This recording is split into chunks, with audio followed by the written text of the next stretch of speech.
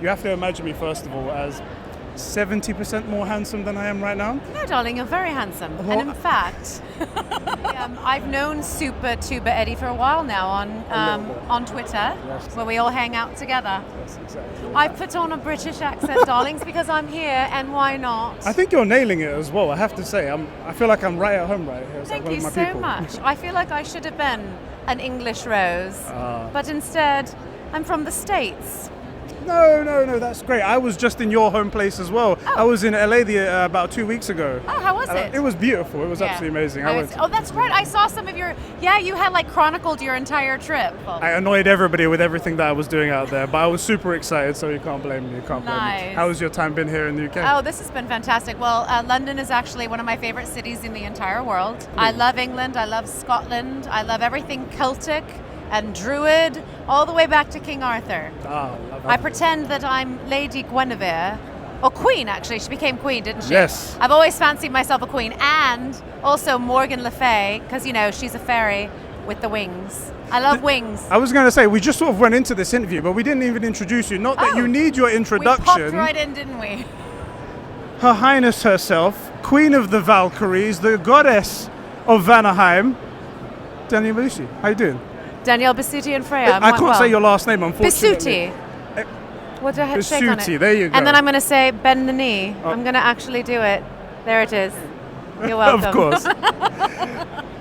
Glad to hear you're doing good and you're having fun over here. This has been a really great time. All of my fans, my friends and stuff like that, we all love you from God of War. That's our main touchstone to you. Thank you. And we wanted to ask you a few questions. First of all, talking God of War, and then hopefully get a little bit fun and have some more personal stuff. If that's Let's okay. do it, Super Tuba Eddie. Well, the first thing I wanted to ask, personally, how was it transitioning from God of War 2018, carrying that energy that you had at the end with your fantastic monologue that you had at the end there? Every agony.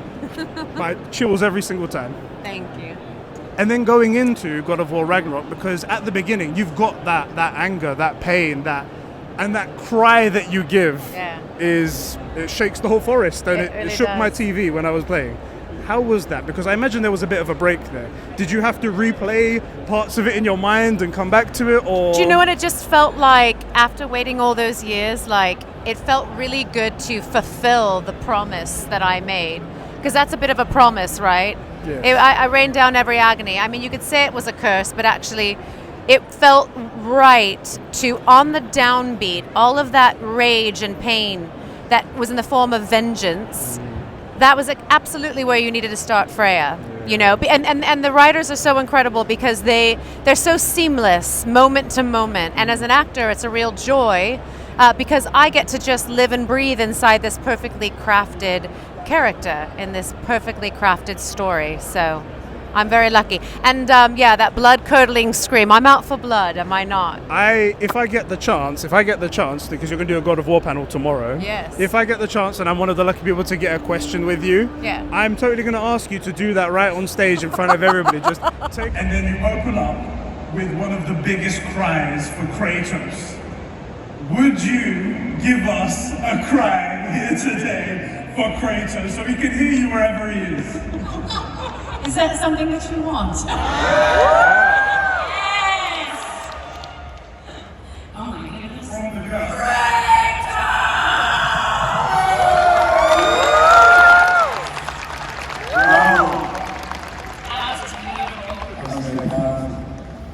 Incredible. Should we go this side now? Yeah, it was like from my soul, from the depths of my marrow, I wanted great. to off with his head. I wanted blood for blood. I wanted to make the wrong right, but then of course Freya realizes that's not going to give her the peace that she's looking for. My channel was predominantly around theories about where this game could go and having a lot of fun with that and things like that. Yeah. And every single one of my theories, when it contained you, I was like, there is no way that this kind-hearted soul, despite being so hurt and so full of pain right now, is ever going to stay that way. She is going to come back. I know my Freya will come back. But it's fun to she's on the edge, isn't she? You know, she's like contemplating it. Eric Williams, our brilliant director, said I was like a top spinning and he didn't know which way she was going to fall. And that's what it felt like inside. It was a churning, and I was really tasting the blood. I was tasting what it would feel like to get that revenge. But there was always combating that in the backdrop, like goddess of love, you know, forgiveness, goddess of fertility, sex, and beauty, and all those things are very motherly and very feminine, you know. And she's also goddess of war, and gold and satyr magic. So I felt like all of her attributes were warring against her on what's going to give you, what do you need right now? And it was a good question for Freya to ask because everything had been taken away from her. And for her to say, no, I want this, unapologetically, until she realized it's not exactly what I need.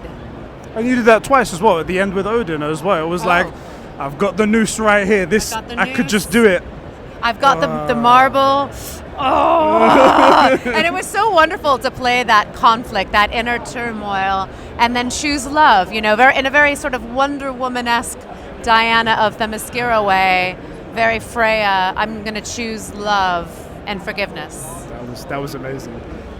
Well, you kind of, I'm pretty sure we know what the answer is based on what you've just said right here, but how often were you lost in the character of Freya? Did you sometimes just forget who you actually was and were like, this is who I am right now and I'm feeling this and I can feel the rage and I can feel what I need to do, and I guess that's probably why you did such a good performance as well, because it felt so natural. I think it was probably all the time, you know, when I was on set. It was really easy working with, you know, Alistair and Sunny. I didn't get to work with Ryan, sadly, because he's brilliant and I loved his scenes, but... He's your stepson, get him over here. Yeah, he is my stepson, yeah. And of course, Chris Judge, who's become one of my closest friends, you know, and there was such, I talk about this a lot, there was a really beautiful reverence when every time we walked into the volume where we wanted the best out of each other. I could feel Chris wanted the best out of me and I wanted the best from him. And we really love these characters. We have such respect for their storylines. And so there was never a moment that I was on that stage that I didn't feel that I was lost inside of Freya. I knew what I was doing, but yeah, there were moments that like overtook me where, you know, you kind of snap out of it at the end. There were quite a few moments where I had to sort of snap out of it and come back to the room. Pulling the roots was one of those moments. Right. Yeah, certainly lost myself in that pain. I bet. Well, we were all losing it right there as well. You should just see, when I knew there was a cutscene with you coming down, I put the controller down and just... My God, look at, she can feel the ankle, you can feel it all. Oh, thank you, Eddie. 1 second, I'll just go grab my phone for 1 second. Okay. I just because I've got some questions written on here for you. So I think that's predominantly all of the thing ones. You can grab some of our things, like Ryan's not busy right now. Definitely. While you're here, there's no way I can miss that opportunity. So there's that. And it's coming up. Okay. All right. Oh, a couple of questions just before we move on from the God of War. Yes. Big question. Not asking for you to say anything wrong, but if you were ever given the chance in the future, if they were to ever say, for some reason, we want Freya to come back, would you come back? 100%. Yeah. That's not even I don't even flinch. I would love to continue within the narrative, no matter what pantheon it goes to. I feel that there's a lot more to explore of Freya. We've heard little sound bites of her past. We've gathered the relics in the aftermath, right? And that was great. The marriage thing was awesome. Oh my God, grabbing that extra sword and becoming one with it. I love that integration moment. You know, she's like, it's my history too. It's my story too. And I'm no longer going to shun it. I'm going to embrace it and I'm going to almost meld with it. Now from a place of empowerment, no longer a victim of what Odin did. And I just get chills even right now saying it because that's a powerful thing to do in life. It's not easy. No. And she earned it. She did. Well, as we saw at the end of God of War Ragnarok, you are still by Kratos' side. So maybe something in the future is coming. Who knows? Who knows? People are shipping them hard. I was going to say, I see all of those videos everywhere. I'm like, okay, I've seen, I mean... They're both powerful, they're both great, they both care for each other. Who knows what could happen on a cold day in Midgard? Right, sometimes it gets chilly. And he's got all those muscles, hasn't he? He does, and he doesn't use the cape anymore, so he can just give that to you, wrap you up nice and warm. Look at that, like a little burrito. Exactly. Okay, well that's all the God of War questions, right? Wonderful. I want to ask you some fun questions now, if that's okay. Do it. So, first question, who, out of all the God of War characters, would you get drunk with? Definitely Thor. Yeah? I would be drinking mead with that big hunk of something right over there. He would drink you under the table. Look Probably how much he would. drinks. He's got that beer belly, has it? The mead belly. Mead belly, that's it. There we he go. would trick me into doing some sort of drinking game. What is your favorite drink? That could be alcoholic or anything else. Wine. I'm of the Italian region persuasion, obviously, being an Italiana. But Bisutti. Didn't think about Bisutti, it. yeah. So anything from Italy, especially my favorite is Brunello di Montalcino. Okay. And I've been to Montalcino, and I went on a tour of the winery there, of the vineyard, and I got to drink some Brunello. Oh, it's right from the source. It's from God himself. Great. I mean, if I ever go to Italy again, I've been there once. I'll have to see. You have to go to Montalcino and get some Brunello. Montalcino. Mwah. Try it out. What's your favorite sweet food? You know, I'm not a sweet tooth at all, but I think it lies somewhere in butterscotch. Yeah. Yeah, like Interesting. caramel butterscotchy, because it's also a bit savory. Right. Yeah, I don't like, straight sugar. And I like a nice creme brulee, because I like cracking the top open. I used to work a long time ago in a restaurant. I used to like making creme brulee just because of the setting atop the you got to set it on top. fire. Exactly. That was the most fun I ever had cooking. So there you go. It's like an event when you eat a creme brulee. It is. It is. What is your favorite movie? I hate this question. Oh. I do, because it's impossible. But like some of my favorite comedies are like The Princess Bride. And Young Frankenstein. These are the movies that I grew up on. Obviously, Star Wars, the entire universe of Star Wars, I grew up on. So she's great. It's hard to steer away from there. And like some of the great classics. I love a good Vivian Leigh film, like Gone with the Wind. But I can't. How dare you ask a Libra woman what her favorite movie is? Let's leave it at that. Okay. Pizza or calzone? Pizza, duh. Good stuff. Yeah, thin crust. Pineapples on pizza? No. Thank God. Blasphemy. Thank God. People do it though, so what can you do? Do you know what the problem is? Is that I went to LA and I had a pizza where they did spicy pepperoni and they put honey on top. They gave a honey to put on top of it, and it surprisingly works well. The sweet and the savory, and then a bit of spice in there. Yeah. And then it made me rethink. I'm like, is this what pineapple on pizza with the is? Canadian bacon. And listen, I've had it before. It gives you that savory sweet. I'm a little bit more of a purist. Like my favorite is a nice thin crust, like margarita, with beautiful torn basil on top, like aromatic. I'm gonna let you know, I do make a mean pizza. You do? I do. Now, probably, you're a real authentic Italian, so this is different. Maybe it's a little bit different. But I do make a mean pizza, so all right. Just saying that. That might become relevant in a later question. Next time, you better bring me the pizza. I did have on here Star Wars or Star Trek. Star Wars, darling. Wars, that's right. She's the perfect woman. It's just dark side or light side. There we go again, right? So the dark side is more interesting to play as an actor, because you need more justifications or rationale behind these choices that seemingly are evil, but not to you, not to Kylo Ren, not to Darth Vader. So you have to think about these things a little more. The light side, of course, is wonderful, and as a good Christian girl, I'm supposed to choose the light side. But I like that, supposed to. I probably choose the dark side because I think it's more interesting journey to find the light. There we are. There we go. Yes. Just bring Freya, bringing it back to Freya. I always bring it back to Freya. Marvel or DC? Now you're going to kill me with that one.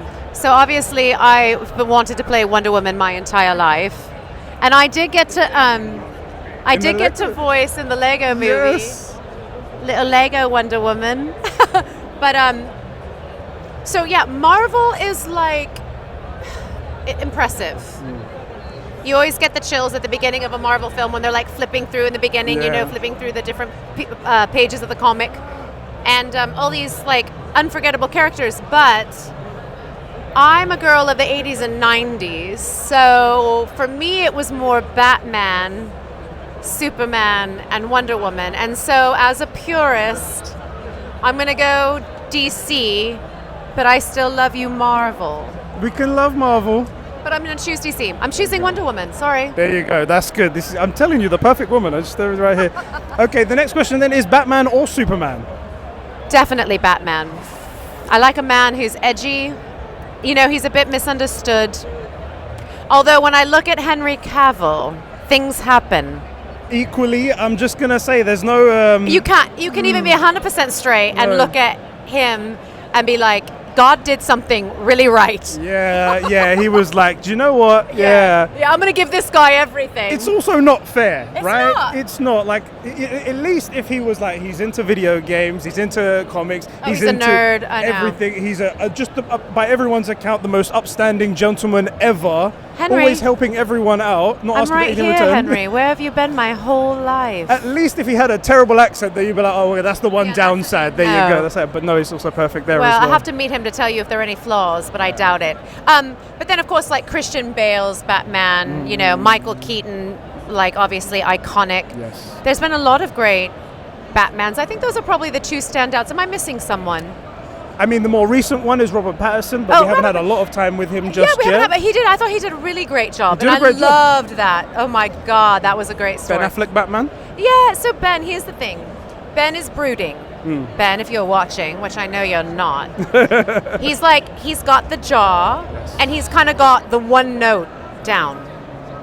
So I think that he was sort of well suited for Batman. Yeah. I love your work. I love him as a director. Oh, yes. I'm right here. Recently Let's work together.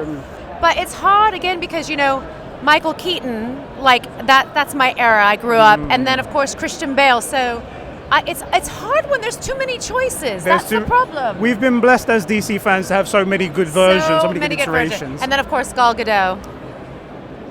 It's just... I was prepared to hate her, and I am obsessed. I have to say, I know all about your work. I know about your work as Wonder Woman in the language.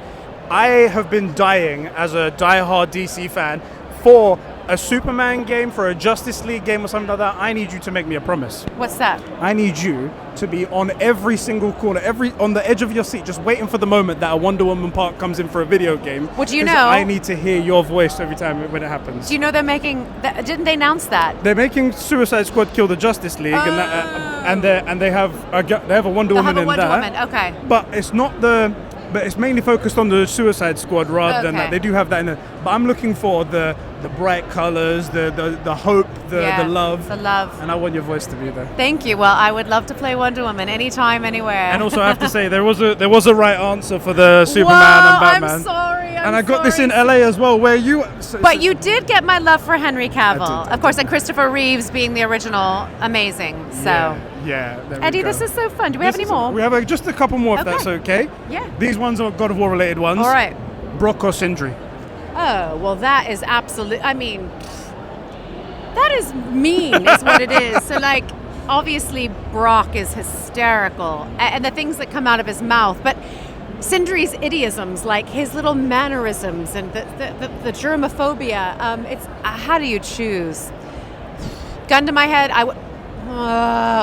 maybe Brock, just because you never know what the F's going to come out of that fucking guy's mouth, right?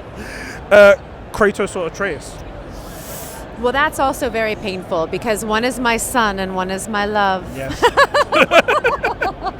Confirmed right here. Confirmed.